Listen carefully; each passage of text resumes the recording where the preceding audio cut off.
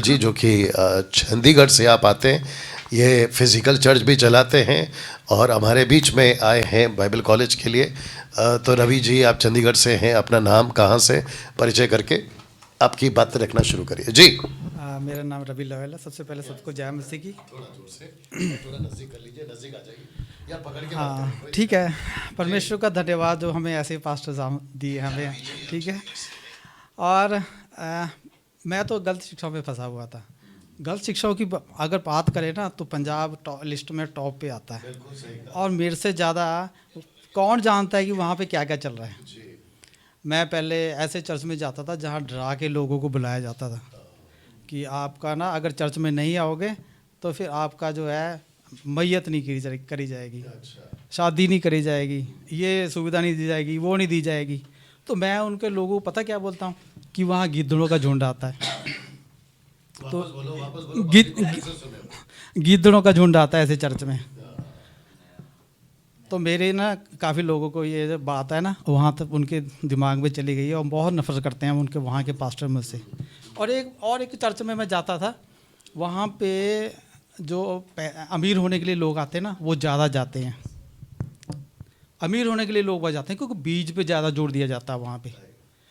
और वहाँ पे जो पास्टर का अगर जोर चले ना तो उनकी पॉकेट से जेब से पैसा निकालें हाथ डाल के।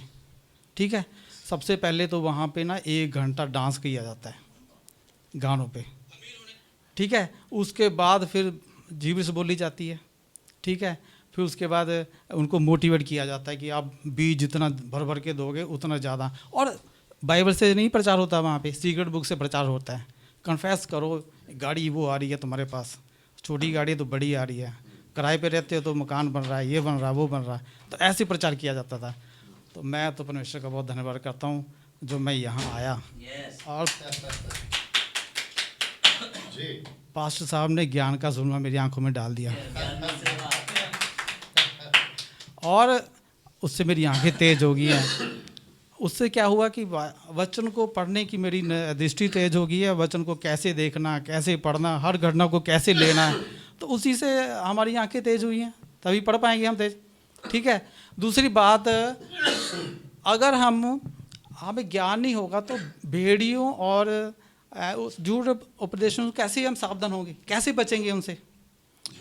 अगर सीखेंगे तभी बचेंगे ना, नहीं तो पता ही नहीं चलेगा। हम तो सारे जितने भी लोग आते रहते हैं ना, हाथ में बाइबल पकड़ के सफ़ेद कपड़े डाल के सबको नमस्कार करते रहते हैं, आइए हमारे घर में आइए, चाय पीजिए, जो भी सिखाते हैं सीख लेते हैं। तो वो झूठे हैं, भेड़िए हैं, कैसे पता चलेगा? नहीं पता चलेगा। तो वो शिक्षा से पता चलेगा। यहाँ 7 दिन से बैठकर कहीं शिक्षा नहीं मिल सकती आपको। और पास्टर डैनी से उम्दा टीचर तो कहीं मिल ही नहीं सकता आपको। ये भी मैं परमेश्वर का धन्यवाद करता हूँ जो ऐसे टीचर हमें दिए हैं उन्होंने। ठीक है। सिर्फ इतना ही नहीं, हमें लाइफस्टाइल कैसे जीना टोटली चेंज करना पड़ेगा। ये दुनिया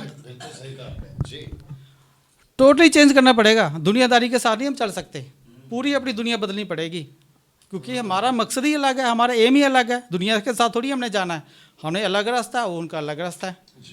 तो अब हमारे अंदर पूरा चेंज आना चाहिए, हमारी सोचने शक्ति बिल्कुल चेंज होनी चाहिए, तभी हमारा जो है मंजिल तक पहुंच सकते हैं हम।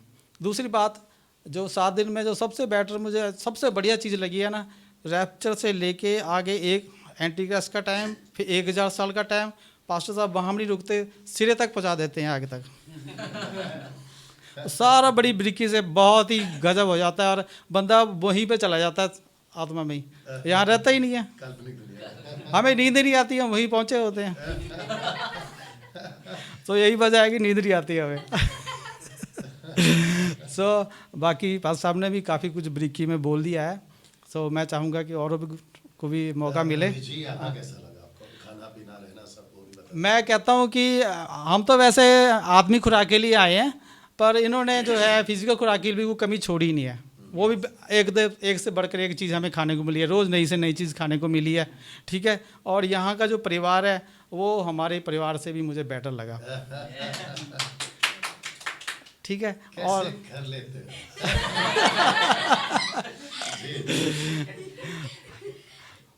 पास्टर साहब के हाथ की चाय पीने को मिली।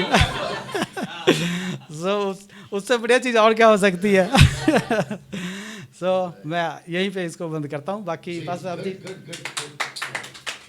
You Ravi. Thank you. Okay